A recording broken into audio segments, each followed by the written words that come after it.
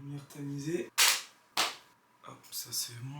Yo les gars, j'espère que vous allez bien. Aujourd'hui, on se retrouve pour une nouvelle vidéo. Aujourd'hui, je crois que c'est la première fois que je fais une vidéo où on va apprendre quelque chose, où je vais être un prof, le prof que tu as en cours. Je vais faire le présentateur. Aujourd'hui, je vais parler de quelque chose, d'un sujet qui me tenait à cœur. Pour moi, je trouvais ça important parce qu'aujourd'hui, on est en plein dans l'écologie, avec tout ce qu'il y a, les feux de forêt, tout ce qui engendre la destruction de notre planète, malheureusement. De toute façon, je vais pas vous faire un cours là-dessus. On sait tous que de toute façon, l'être humain va s'autodétruire, on va tous crever, c'est génial. Aujourd'hui, on va tout simplement parler de The Line.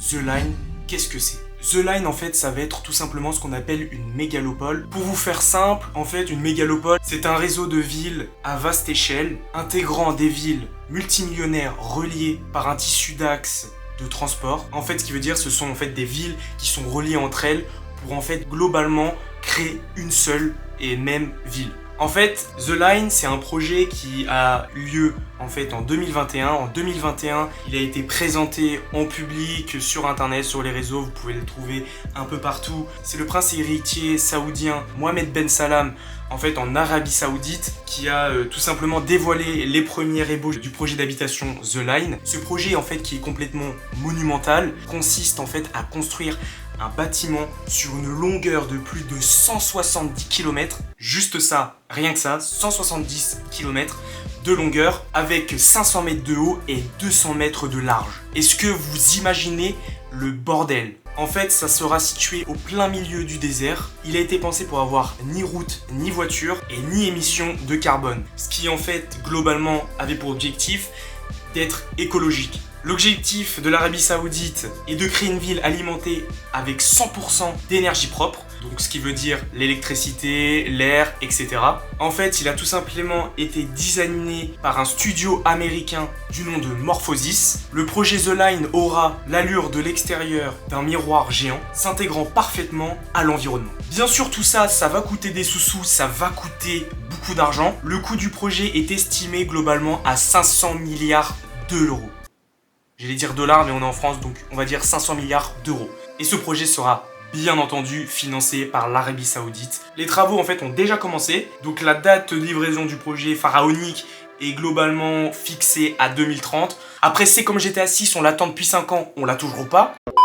Donc en fait, vous allez me dire, qu'est-ce qu'il va y avoir à l'intérieur de cette ville énorme ? Donc il y aura de la végétation abondante avec la présence d'intelligence artificielle et des immeubles en verre. Selon les créateurs du projet, les résidents de Néon, donc de The Line situé, vous avez compris, qui vont tout simplement pouvoir accéder à tous les services comme des commerces ou des loisirs en moins de 5 minutes. Donc les commanditaires, donc les personnes qui sont à la base de ce projet, ont tout simplement précisé qu'en fait, chaque habitant de Néon, aucun trajet ne fasse plus de 20 minutes. Et l'ensemble des 170 km de long de The Line sera desservi par un train souterrain zéro carbone qui permettra en moins de 20 minutes de relier les deux. Globalement, c'est vraiment une révolution quand même. Déjà, tu te dis que ça veut dire que du point A au point B, là vous dites il y a 170 km, ça veut dire qu'il va avoir un train qui fait 170 km en moins de 20 minutes. Donc c'est quand même assez extraordinaire entre guillemets, c'est quand même une énorme évolution. Donc visiblement, en fait, la ville sera globalement centrée sur la nature et sur les énergies propres. Donc la partie visible de la ville sera uniquement dédiée aux piétons, tandis qu'en souterrain, 2 niveaux seront dédiés aux grandes infrastructures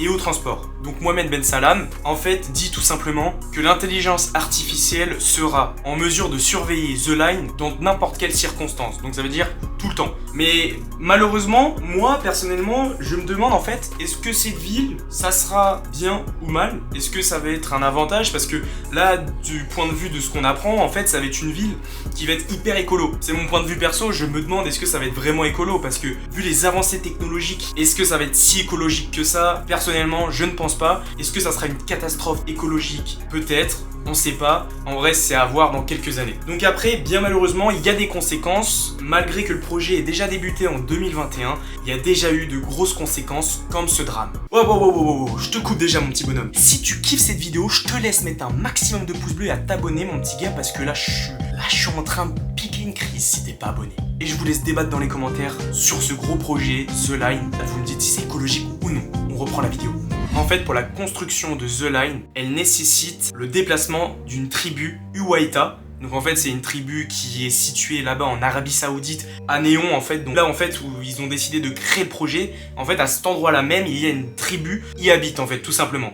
Et en fait, un jeune Abdul Rahim Al-Uwaiti, un membre de cette tribu, a été tué par les forces de sécurité saoudiennes l'année dernière après avoir expliqué dans une vidéo que lui et d'autres membres de la tribu risquaient d'être expulsés. L'Arabie Saoudite a déjà un sacré passif sur les questions des droits de l'homme. Bien sûr, The Line n'est pas le premier projet écologique et la première mégalopole qui existe. Il y a déjà eu plusieurs mégalopoles qui ont déjà existé. On pense notamment à Toyota et son projet Woven City au pied du mont Fuji, un projet de moins grande envergure qui tout simplement comptabilise 2000 habitants dans cette ville. Il y a aussi le projet faramineux de Bill Gates qui, avec ses 80 milliards de dollars, veut construire une ville intelligente en Arizona.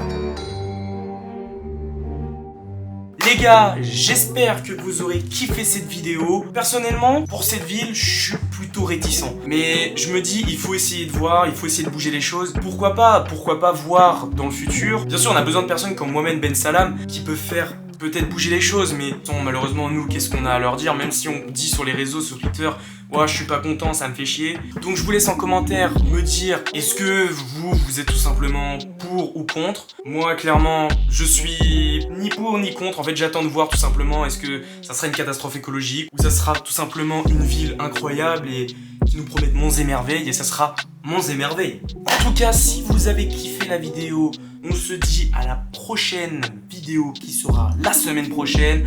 Moi, je me barre et en plus, je suis actuellement en train de parler comme Benjamin Verrecka.